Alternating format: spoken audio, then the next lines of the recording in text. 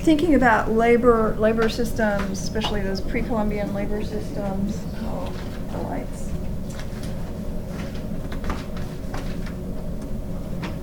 And the book, the Robinson book, is especially focused on looking at gender with relation. And I think this particular chapter is one of the best ones in the whole book, as far as she gets into teasing out, recognizing gender in labor and production, and all of those steps of processing that I'm quizzing you about, right? You know, what's the order? That's what these women are doing. So the tendency has been in a lot of, we associate women and chocolate with chocolate eating, right? And we've seen that in those ads that we looked at, those first ads. But here we're looking at all of those different technological steps and what women are doing as part of that, and it's pretty much all the way down the line. And it's tying in especially these themes of connections to African descendant labor, both in the Americas, in the Caribbean especially, and that's what Robinson does a lot of, going between the West Indies, Trinidad especially, and West Africa. And she noted that the tendency in what the materials she was looking at, and images and that sort of thing, has been to depict the farmer, the African cocoa farmer, as this, right? Even if that's not exactly true, that's what the image is. It's a man who's making these decisions and doing this work. And that the work that the women do is helping. She's the helper. She's helping with the weeding. She's helping by weeding. She's helping by harvesting. She's helping by drying. Oh, this sounds like most of the work. So, and in studies, this is information that's, just in the last couple of years. So this is, even though Robinson might be referring to, data from the 80s or something like that, this is just from a couple of years ago that I pulled off of the Oxfam website. That one of the challenges today, and it's absolutely true, anywhere that is a cacao growing place, is low wages. I mean, just low income. It's a struggle. And then, this is looking particularly in African cases, women farmers just make less for the same work. And that doesn't happen in other things, right? Women always get their fair.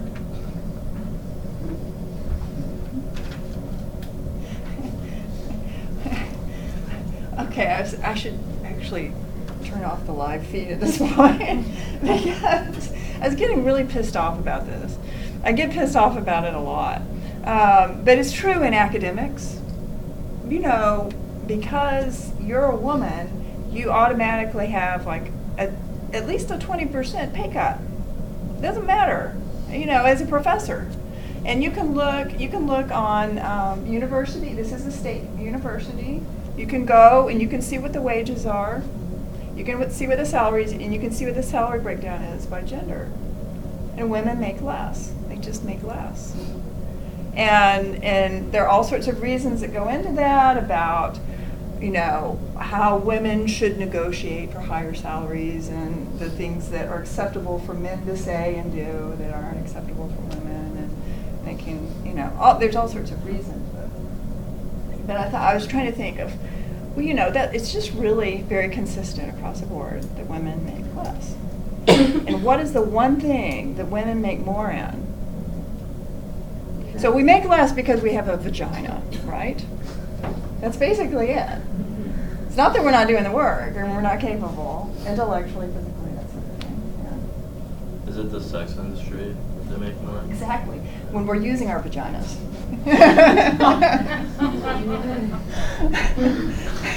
If you think of another example, I'd love to hear it. So, okay, that's my diatribe for today.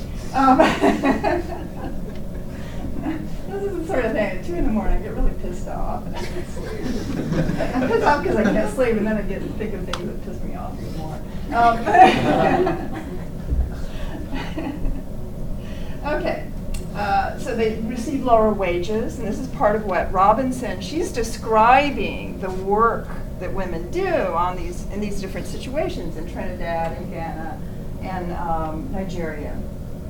They just receive less on these plantations,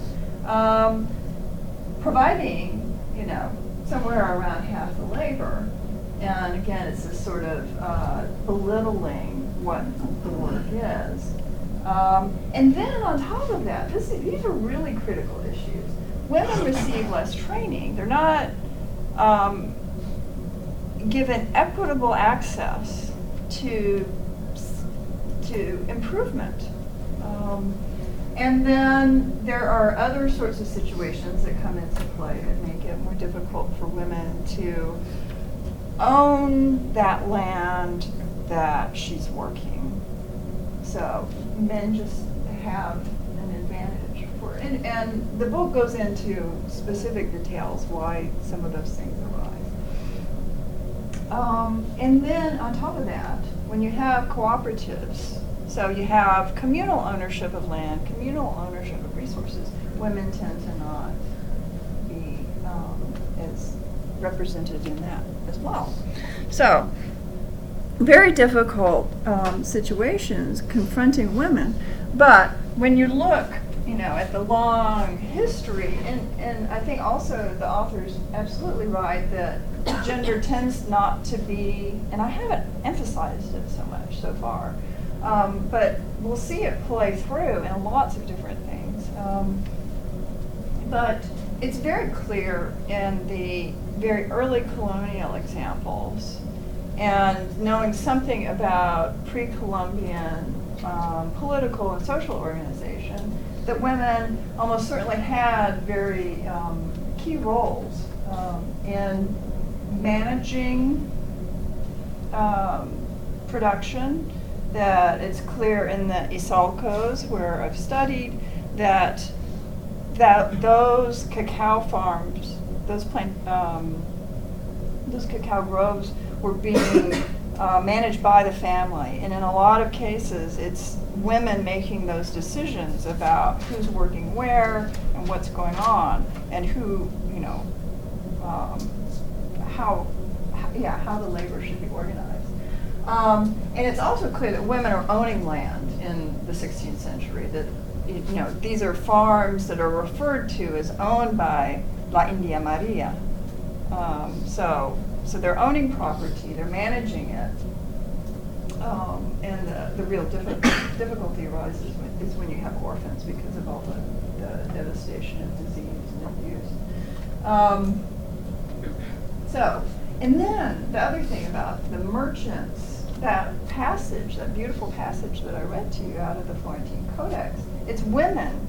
I mean, specifically, the text refers to it's women making these products, women who are selling them in the market, and the descriptions of the market in Aztec Mexico are the women are sellers of all sorts of things, and men are there too.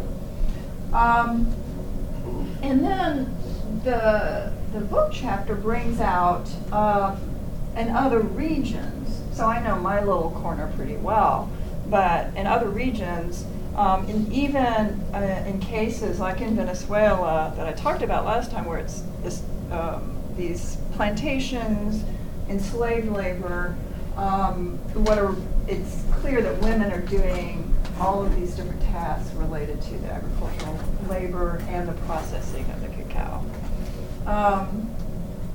And so what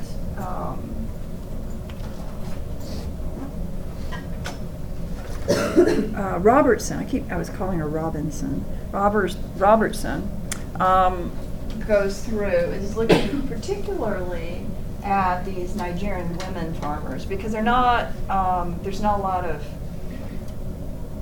previous work that's been done looking specifically at them, and she does a nice ethnographic study of a few farmers, and so it gives the details, and it's enough to show that you have variation by region, a particular context, and the age is also important, what stage of life the women are in, and that you and it's especially important that she has good examples of the labor on plantations as wage laborers and enslaved laborers, and then that shift to the small farms in West Africa that women are playing these major roles. And it's not a small thing, too. Like one of these figures that she pulls out, by the 1980, 1/4 of all farmers are growing cacao, and that's true of in the Caribbean. And that's true of women farmers as well, that they're part of that whole dynamic. Yeah, there's stuff. They're there. Now, this also, she brings in a very nice example of a system of labor management that you might not be so aware of. Pawnship. This is something that anthropologists study. Have you heard, what do you think of as a pawn when you hear the word pawn? Yeah, so what are you doing when you do that? Well, you sort of sell it, but not really, right? That's a good, yeah, it's actually a good analogy. What were you going to say? I was going to say, like, interest, you're like giving up something to get to something else. Yeah, yeah. Uh-huh, yeah, so you're giving up, and in this case, what are you giving up? It's actually a person. A person who's a pawn is someone who is giving up their labor for a certain amount of time to get resources, the funds, to really, it's often done to take care of debt. So somebody in your family, so again, this is family management of labor usually, because you're doing this, like you might be the son or daughter who goes into pawnship to relieve your parents' debt. And this is a system that is very much, I mean, it was employed quite a lot in medieval Europe, and that's where we have that term. It's an English word. But there's she gives I think it's an Igbo term for it in the book. But pawnship is part of, you go and work on the cocoa farm, yeah. Is there significance behind like the house on your shirt? I'm just curious. It was distracting. I have to wear very plain clothes. It's a nice house. Yeah. No, I like it. I'm just wondering like if there's it makes me think of a New Orleans house. That's what I thought. Like I thought of Hurricane Katrina, but I wasn't sure. Yeah, yeah, it's sort of like the mimosa tree, the bright color. I mean, how many houses around here do you see that are pink with a blue accents? No, but that's it's a southern thing. But particularly in New Orleans, you wouldn't, think a second if you walked past it. I have to wear black suits. No, I like it. But. Thank you. A lot of Latin American houses are bright colors. Well, exactly. Yeah, no, and so Latin America starts, I think, in New Orleans in many ways, but and that sort of area in the South. I mean, Miami and Texas and a lot of that has a lot of those Latin aesthetics and ways of doing things. But yeah, especially there's so much of this that made me think that screams New Orleans at me. Just going back a little bit on your little offshoot, you ever talk to Dr. Ciani about any of that? The History professor. Yeah, no, I know her. Yeah, we're good If friends. you haven't, then you probably should, but you already have been. All right. Yeah, no, well, we have very nice conversations. Go out and have breakfast together. Talk about stuff. Okay. You know, you've so distracted me. I'm going to go to this other thing. I'm going to brag here for a second. Not exactly a brag, but it relates to aesthetics and women and cacao. Haha. I didn't think I could do it. Right? So this painting it's actually not a painting. That's kind of the point. This piece of art was created in the 1680s by a woman named Maria Sevilla Marian, and she was actually German and got permission from the Dutch government to go and study insects in Suriname in South America. And she had done other sorts of studies of insects, but this is the very first scientific trip to study ecology, like ever. Like, this is a pioneering thing in science in general, but she really had this sort of concept of looking at not just pretty things, but looking at particularly insects, their metamorphosis, all the different stages, and figuring that out in the 17th century, and then thinking about them and what plants and animals related to them. So it really was the first concept in ecology. But she was a woman, right? So very unusual in that case. She was already an established artist and scholar, and so that's how she got the permit. She went with her daughter, and they studied for 18 months, something like that. And she did a series. I'm not kidding, this is actually almost life-size for the work. It's a book at the Houghton Library at Harvard. It's this big. It's the coolest thing. You know, you ask for these books and they bring out this giant thing and lay it in front of you. Yeah. Well, not like that though. Not like And this particular edition, this is from the Houghton edition. There are other copies of it, some other libraries. Has gold edges on the pages and gold lettering on the title page. I mean, it's a beautiful, beautiful thing. Vivid color. But the thing was, and she does these drawings of cacao, and there's some of the first depictions of cacao with the insects, cacao in these the sort of, you know, imperfect states, but showing the different parts of the plant, that sort of thing. And all the little critters, like she describes all the insects related to it. And so the Artists Guild in Europe in general, but certainly the Dutch Artists Guild, prohibited women from painting with oils. So she had to work with pastels, gouache. This is a gouache. So these other materials. So that sort of. What was it about? Because that was men. That was for men. Men were the real, like the great artists. And so women were allowed to use these other What things. is this? Gouache. What is it? It's another kind of. Thick, isn't it? Hmm? Yeah. It's like really thick. Yeah. Melty. Yeah, it's kind of thick. It's probably the closest you can get to oil without being oil. And then she also did engravings, line drawings, and watercolor.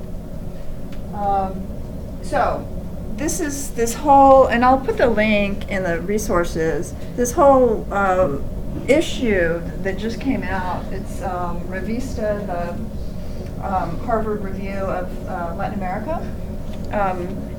That's my my article about cacao biology and chocolate culture is the lead article in it. So I invite you to read it.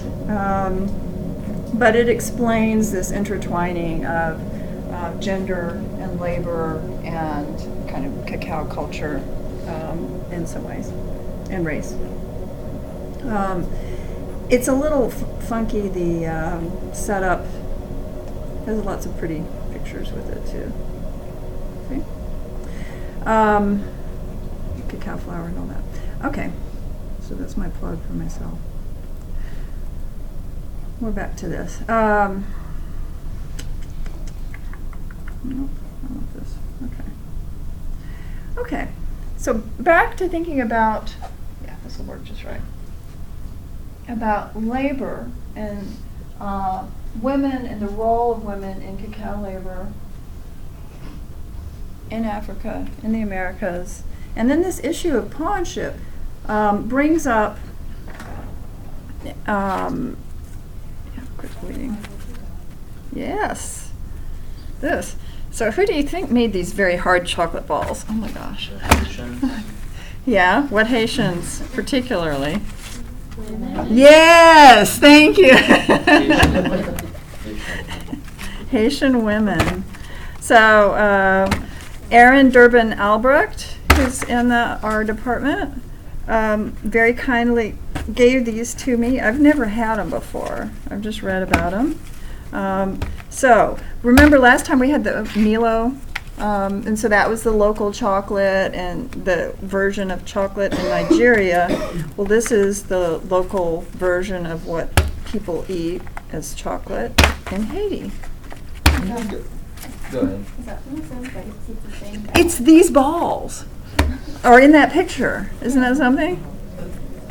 And so this is, rather than being, a luxurious treat, for some people this is main subsistence. And you can see the other sorts of, what other things do you see in there that they're selling? Wine. Yeah, wine. Lemon. Limes, yeah, limes. And some kind of alcohol. I'm not sure if it's wine necessarily. The cacao beans, and then I think that's anise. It looks like star anise, right? Yeah, that's what I'm saying. That I think is star anise. I think it's herbs, like here. Oh, that's it. Yeah, from here on there it looks greener. Yeah, almost. And what is that green stuff? The green one? This? No, the green. Oh, that's some other. I don't know. I wouldn't hazard a guess because these two don't look very too familiar to me. And then some other sort of herb or plant or something. All right, we'll cut up some more. You can see what, but it gives you an idea of the cacao in context. Oh boy. And then, Why do you, yeah, why do they come in that ball shape? I couldn't answer that other than that's just how they make them. They're too hard to bite. Somehow, yeah. That's what now this makes me. So this is where the value is, and not just reading about stuff, but messing with it in person, because this is tough, huh? What else is in it? Is it like just cacao or? It's sweetened, so this would be some of that probably panela sugar, local sugar, cacao. And I'm not going to guarantee anything else, so so we'll see. Yeah, pass it around, try it. In fact,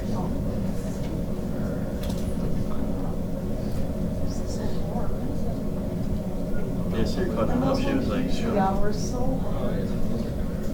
I think it's just like easier to make this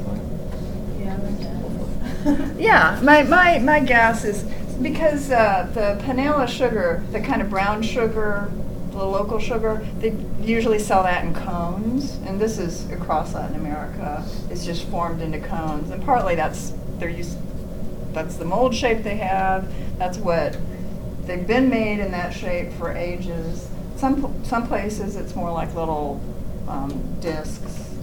The balls, I imagine it's just like typical practice for whatever reason. And you think about it, it's easy to roll it up and then it stays easy to transport. Okay, so while we sample that.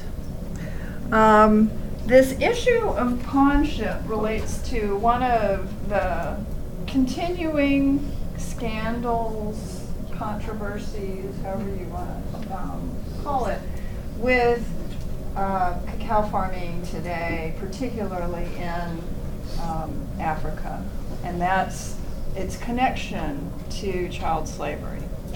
So the documentary I'm going to show you investigates that, and if you look online, there are lists. Some companies are very rigorous. I mean, they go to the farms, they work very closely with the farmers, and so they have an idea of what the labor conditions are like. These giant companies have moved towards paying more attention to this, but some still aren't very much. So it's up in the air, but the institution of pawnship, of a family member going and working off debt, basically, puts a question as, is it really slavery or not? But then these are kids, so we'll see what you can have a little more information. Oh yeah, what's your? I'm so excited. Have This you? review right here. It's terrible. How is it? It's really dusty. Dusty. Dusty? I always like like soil or something. It's very. Texture is a little. It's like Yeah. dry as hell. Yeah. Yeah, it is I was soft. actually looking forward to this one too. It looked really good. Was I eating sawdust? Oh gosh, no, it's too hard to be a customer. That's so bizarre. And you think about even the chocolate liquor I brought in, which was. So what does that tell you? What do you think that there's not necessarily a lot of? It really does taste like Moisture. Yeah.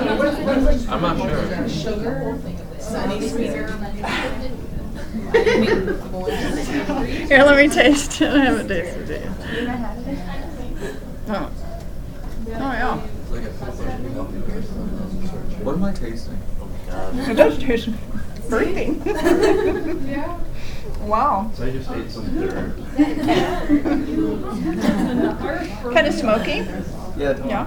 Yeah. So there's some kind of roasting that's happened. I was gonna say it tastes like roasted coffee. I think it's a lot of, my impression is that maybe it has a fair bit of shell in it. If it was all ground up. This is miserable. But it's a, How do they eat a whole one? Like, it's not. There's no way. that would keep you going for. So they just grow up like getting used to it, I guess. So. Yeah, absolutely. It's different. So it's impressing upon you different tastes too, right? Because they're not going for this thinking I'm going to have A whole ball of that. a Hershey's truffle or like a malted milk ball, something like that. No, this is. But ours tastes kind of. It would taste odd. To them? And yeah. Like our candy would taste odd. It would just taste like sugar, I think. That would be that's what blasts you when you eat one of those. Is that like the only chocolate that they eat? Or are there? That's the local chocolate. So when I'm trying to get y'all to think about what are people using there in their daily lives that's directly out of what's being produced there at home. And in this case, this is common. These Haitian chocolate balls. The Milo is the other thing that's mostly sugar. They're the little, kind of small sugar cube sized, So it's a little dose. So you can think of all these different proportions and then how we, love y'all's faces. I'm sorry. And how is this different from the chocolate liquor that you tasted that had the nibs in it? I think that was It actually tasted like chocolate. So It had some like texture. the texture to it. The smoother This one's just so texture. like It's just like powder. dry and dusty. Mhm. Yeah, the little cube. Okay. All right. My mouth tastes like a cigar. It's weird. Yeah, it is. It's really. It's like I just took a bite out of a Yeah. cigar. Yeah, look at the balls. Yeah. No pun intended. How's that pun? Okay, so let's look at this. Oops. Okay, and the other thing is, so when you see, there are these early accounts of reaction to cacao preparations of, what, this is making me vomit. I'm serious, there's this 16th century Italian account that is like, this is the worst stuff ever. Which is kind of y'all's reaction. And I think that's what it was. It was just, it's such a different taste. And it trying to fit it into, anything that you've known before doesn't really, that's not happening quite. But then what happens in that particular case, the Italian guy had some more, Thank you. got used to it, decided it was really healthy, and it was fine. Y'all seem like you can't imagine getting used to these, but maybe in the right situation. Go to the study abroad meeting. Widen your world. Okay, let's see now.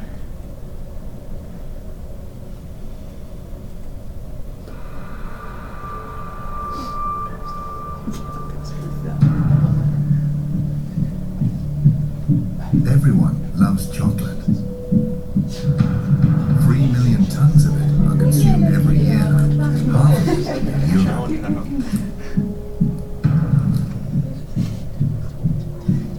But the success of chocolate has a dark side.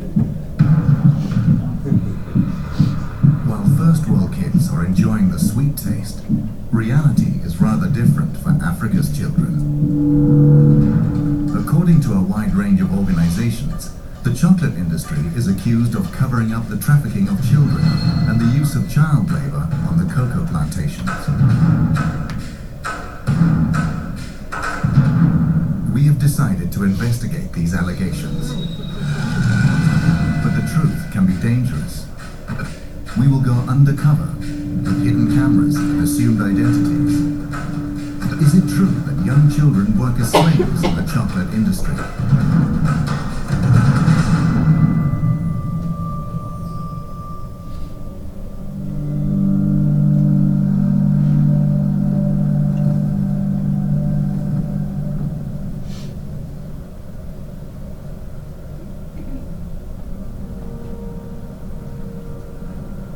Our journey starts in Cologne, in Germany.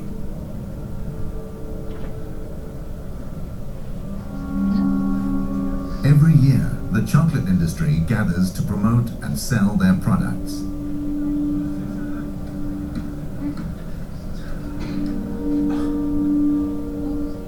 Chocolate that is primarily made of cocoa from cocoa pods. First, we want to find out where the cocoa is from. The cocoa beans is from South America or Africa? Africa. Elfenbeinküste. Africa and South America. Mostly from Ghana and East. Ivory Coast. Ivory Coast, yes. Okay. Ivory Coast. Ivory Coast, yes. The Ivory Coast is the world's largest cocoa producer. But rumors abound about child labor and the trafficking of children. Where do you get the cocoa beans from? The cocoa beans, they come from different regions in the world, but most of our cocoa beans, they come from Africa. Okay. Côte d'Ivoire, Ghana. Do you know where the beans are coming from in Ivory Coast? Yes. You do. So we have that tracking system that really goes back. We work with the three most important chocolate manufacturers in Belgium, which is Barry Callebaut, Cargill and Belcolade. Because I've heard rumors about, child labor and trafficking. Do you know anything about that? I think you then ideally speak about that subject with the people from Barry Calabout, for instance, because they make sure that they have plans and they work together with the cooperatives in those regions where people are paid properly for their cocoa beans. Okay. The Swiss company Barry Calabout is the largest supplier of cocoa mass for the industry. Most of their cocoa comes from the Ivory Coast. How many people have you employees in, for instance, in Ivory Coast? In Ivory Coast particular, I don't know it by heart. In general, we have almost 1,000 people working in origin countries. Oh, that's a lot. Out of the 7,500, almost 1,000 people are working in origin countries. What about the rumors? I've heard about rumors about child labor and trafficking. Does it exist, the trafficking of kids in Ivory Coast? To be honest, I don't know. I don't know if these traffics exist, and if it exists, I presume that it is exceptional. I've been a few times now in those origin countries. These are things I haven't seen myself. But if it exists, okay, it's clear that it should be condemned, and this is again something which is absolutely unacceptable. Of course. Okay. Thank you very much. Thank you. Okay. Bye-bye. Bye. No one here seems to believe the rumors of child labor or trafficking. We decide to investigate further.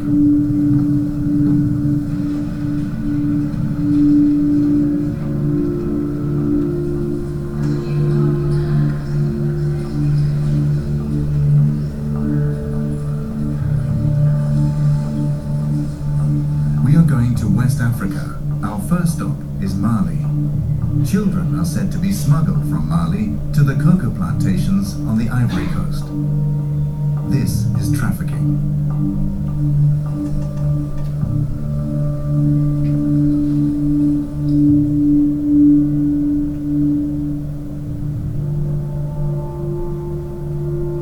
The trafficking of children should not actually be possible.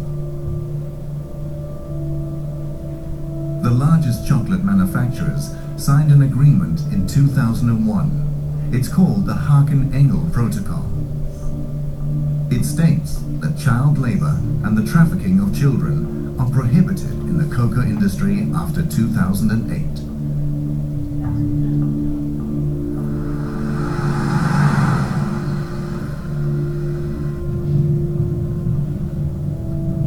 We have arrived in Mali, one of the world's poorest countries. A country with little or no export.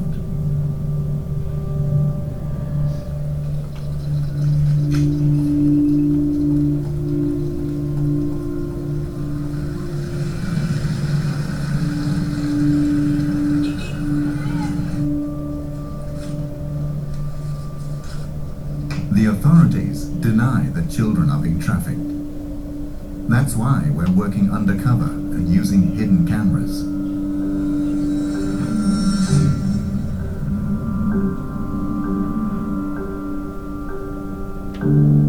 We have allied ourselves with a local helper. His name is Yushao Traore. He runs a private school and a small hospital for the poorest citizens.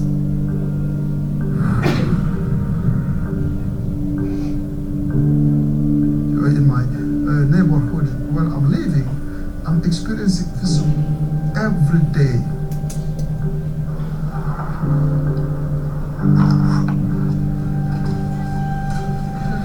Yushao takes us to Sikasso in southern Mali.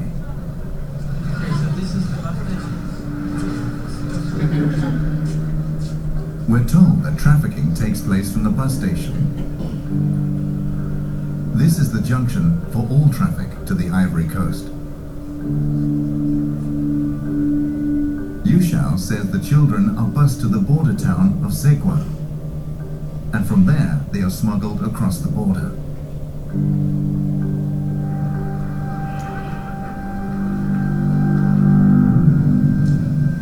We want to know more about the operation, so we go to the local union for the city's bus drivers. How is it with the trafficking of children? And this is on division traffic be. A be division be bodo. Wa on ira ka bara belembe garkonna de maya. Santan fla, santan sava, santan nani. Musumanu santan kele santan fla. Since 2003, Idrissa Kante has tried to stop trafficking of children. He has statistics of the children he has rescued from trafficking. En 2006 là, les dimisani keme ani bisabane fla, les identifié chemani bikono ani wolofla, musumani bisaba ani wolo. 2007 là, 140. Bikono chemani bikono ni kono, musumani binani ani keme. In 2008 and 2009, he rescued over 150 children. His list includes children aged 7, children from Mali, Burkina Faso, and Niger.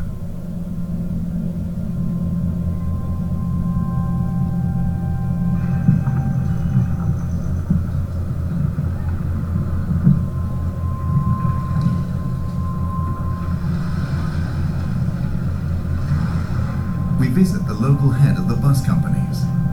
Since he doesn't want to step forward, we use a hidden camera.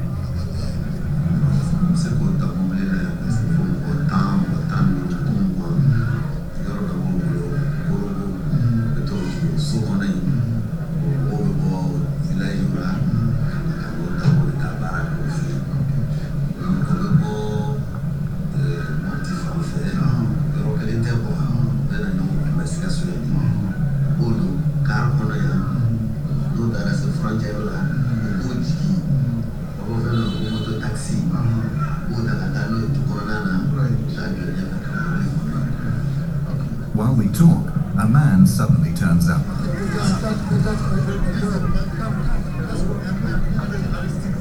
The man has spotted a girl entering a bus with a female trafficker.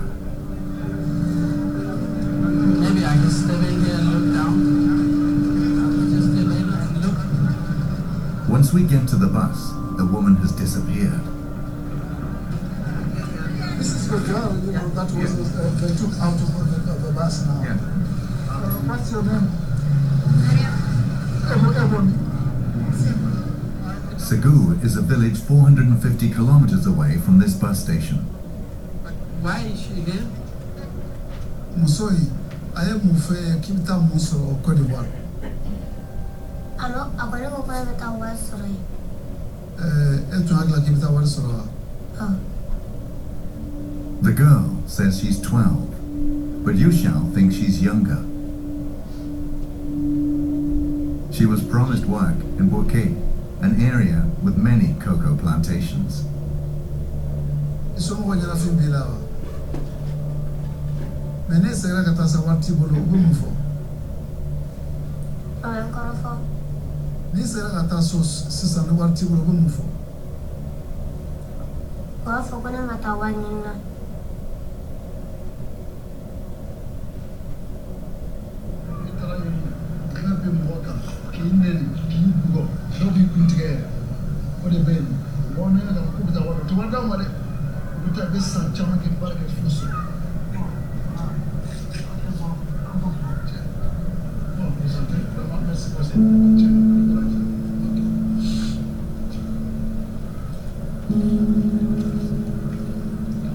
The girl is now handed over to social services, who will bring her back home.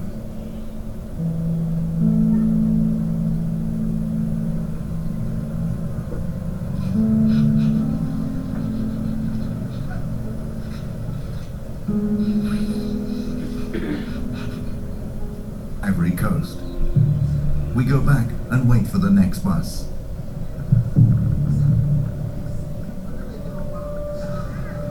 A few hours later, a bus arrives from Sikasso.